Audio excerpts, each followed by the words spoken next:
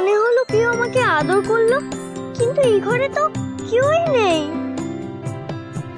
সবাই ঘুমোচ্ছে, আরু তুইও ঘুমিয়ে পড়। Good night.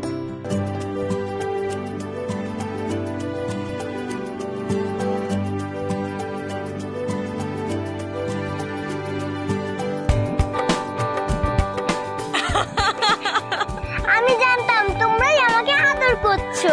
তুমি কি করে জানলে প্রিন্সেস? আমি তো তোমাদের কিছু চিনি, তাই জন্য মাঙ্কুর সাথে প্ল্যান করে তোমাদের ধরে ফেললাম। হ্যাপি বার্থডে সোনা। এবার দেখো তোমার পাপাই আর মাম্মা তোমার জন্য কি কি অ্যারেঞ্জমেন্ট করেছে। দেখি দেখি দেখি।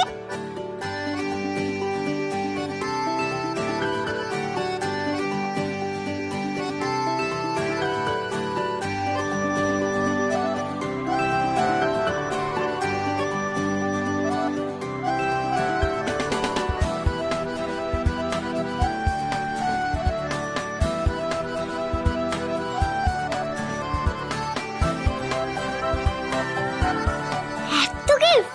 ইয়েস, আর এই সব গিফট আমার প্রিন্সেস আরুর জন্য।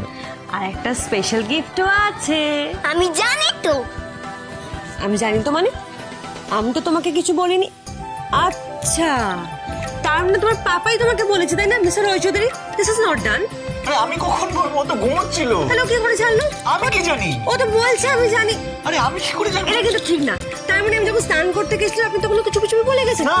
আরে আমাকে সারপ্রাইজ দিতে চেয়েছিলাম নিশ্চয়। আমি বলিনি তো। আপনি যে কি করেন না। পাপাই আমার সত্যি কিছু বলিনি মাম্মা। তাহলে তুমি কি করে জানলে? আমি তো এই গিফটের কথা বলছিলাম,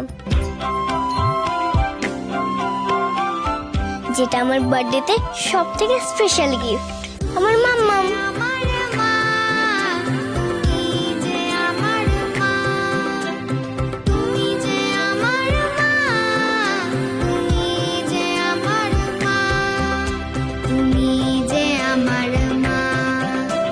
লাস্ট ইয়ার আমি গডের কাছে প্রে করেছিলাম যেন পরের বার আমার মাম্মা আর পাপাই পুরো ফ্যামিলির সাথে বার্থডে সেলিব্রেট করতে পারি।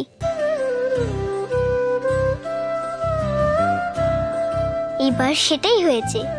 গড আমার উইশ ফুলফিল করেছে। আমার লাইফটা খুব খুব খুব হ্যাপি করে দিয়েছে। এখন আমার কাছে বেস্ট পাপাইয়ের সাথে বেস্ট মাম্মামও আছে, যে আমাকে এত ভালোবাসে, এত খেয়াল রাখে। আমার আর সত্যি কিচ্ছু চাই না। আমার মাম্মা, আমার পাপাই, আমার পুরো ফ্যামিলিটাই সবথেকে বড় গিফট।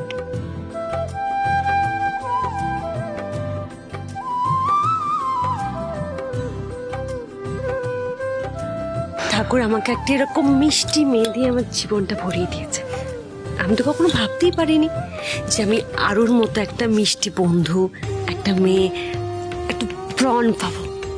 তুমি আমার সবকিছু আরু, তুমি আমার জীবন। তুমি যেভাবে ভালোবেসে আমাকে আঁকড়ে রাখো, এই মায়ায় আমাকে কেউ কখনো আঁকড়ে রাখেনি। I love you. এই মায়া আর এই ভালোবাসার বন্ধন কিন্তু খুব মজবুত মিসেস রয় চৌধুরী। আমার সাথে সাথে আপনি আরুর সঙ্গেও 7 জন্মের জন্য বাধা পড়ে গেছে। এবার আমাদেরকে আর কেউ আলাদা করতে পারবে না। আচ্ছা, আজকে তো একটা খুব আনন্দের দিন, তাই না? অনেক মজা করতে হবে, অনেক পার্টি করা বাকি, আবার প্রেস মিটও আছে, অনেক কাজ। তাই একদম কান্নাকাটি করে সময় নষ্ট না করে চটপট রেডি হয়ে নিচে চলে এসো। ওকে? আজকে তো আমি আমার আরুকে নিজে হাতে সাজিয়ে দেবো। হ্যাঁ, বেশ, ওকে তাড়াতাড়ি রেডি করে নিচে চলে আসো। চলো আরু, তাহলে আমরা রেডি হয়ে যাই। পাপাই তাড়া দিয়ে গেল। হ্যাঁ, চলো চলো চলো।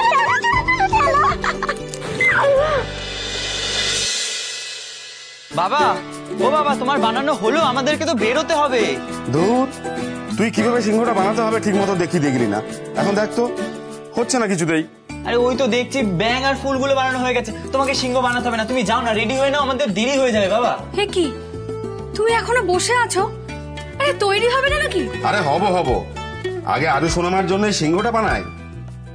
ভগবান, আমি এই লোকটাকে নিয়ে কি করব? উঠলো ভাই তো কটক যাই। তুমি এটা আগে বানাতে পারতে না? কি করে বানাবে বলো তো মা? কালকে তো সারা বাজার জুড়ে আরুর জন্য ওই কাঠের পুতুল, কাঠের লাট্টু এসব কিনে এনেছে। আর আজকে সকালে মনে পড়েছে এই কাগজে খেলনাগুলোর কথা। ব্যাস দাদার কাছ থেকে বসে নিয়ে শিখতে বসেছে। জানি আরো সোনার কাছে অনেক দামি দামি খেলনা আছে, কিন্তু এই যে আমাদের গ্রামের ছোট ছোট আনন্দের উপকরণ, যা দিয়ে ওর মাম্মাম খেলেছে, টুবান মামা খেলেছে, তিতলি মাসি খেলেছে, এই জিনিস ওর কাছে তো থাকা উচিত, তাই না? একদম। আর খেলনার দামটা তো বড় কথা নয়, আসল কথা হলো আনন্দ। আর আমাদের আরু সোনা খুব লক্ষ্মী মেয়ে। দেখবে আমরা ভালোবেসে যে উপহার নিয়ে যাব না, ও সেটাই খুব আনন্দের সঙ্গে গ্রহণ করবে। আর তাই জন্য তো সকালবেলা উঠে আমি ওর জন্য সব পছন্দের খাবার বানিয়ে ফেলেছি। ওই বাড়ি গিয়ে আমি ওকে নিজের হাতে খাইয়ে দেব। জানো তো মা, আমি আরুর জন্য একটা হেয়ার ব্যান্ড, ক্লিপ, রিবন, একটা ছোট্ট ব্যাগ কিনেছি। তাই নাকি? আর আমি না আরুর জন্য বই কিনেছি, ওগুলোর ভালো লাগবে বলো? হ্যাঁ রে, নিশ্চয়ই ভালো লাগবে। আর তোদেরকে দেখে আমাদের আরু সোনা এত খুশি হয়ে যায় না, উপহার পেলে তো আরো খুশি হয়ে যাবে। কিন্তু মা, জ্যাঠান কি গিফট দেবে সেটাই তো বললো না। আরে আমি কালকে রাতেই জ্যাঠানকে জিজ্ঞাসা করেছিলাম, জ্যাঠান বলেছিল আজকে সকালেই দেখাবে। দাঁড়া আমি জ্যাঠানকে একবার ডেকে আসি। জ্যাঠান, ও জ্যাঠান। থাক আমাকে ডাকতে হবে না, আমি এসে গেছি। রাডু শোনার জন্য গিফট এনেছি। এই যে আমার আরু মাকে দেব বলে এই বালাটা এনেছি।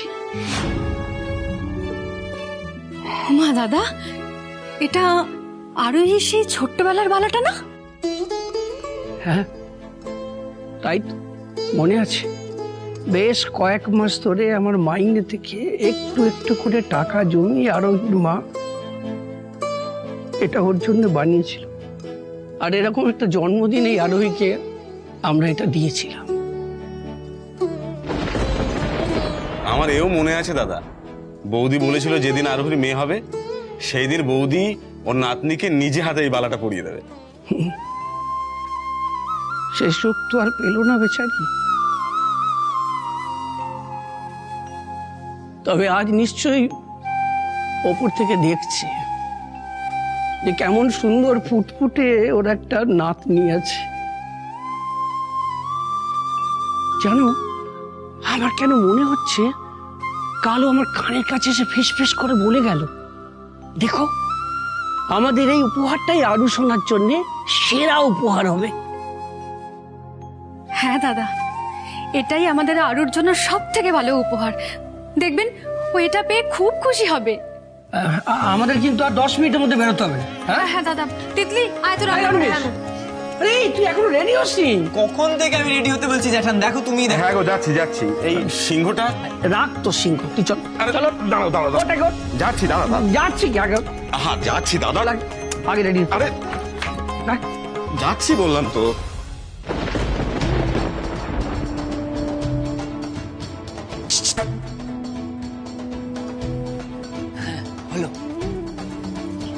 ইরে ভাই, সকাল সকাল বাড়িতে সবাই রেডি হচ্ছে, কোথাও যাবি নাকি? আরে আমাদের এক আত্মীয়ের বাড়িতে অনুষ্ঠান আছে, সেখানেই যাবো। এই শোন যেখানে যাবি যা, কিন্তু আমার এই মালটা কিন্তু ডেলিভারি করতে ভুলে যাস না। খুব আর্জেন্ট ভাই, আমাকে তাড়া দিচ্ছে। আরে তোমার চিন্তা নেই, আমি ওই যাতায়াতের পথেই করে দেবো। এখন আসি, হ্যাঁ রেডি হতে হবে। আচ্ছা। মেয়ের বিয়ে দিয়েছ, নাতনির জন্মদিন খাবে, এইভাবে খুব ফুর্তি মনে, তাই না? এবার দেখো পরিচয় চক্রবর্তী, তোমাদের চালবাজির বদলাটা আজ তোমাদের ছেলেকে ফাঁসিয়ে কিভাবে নিয়ে।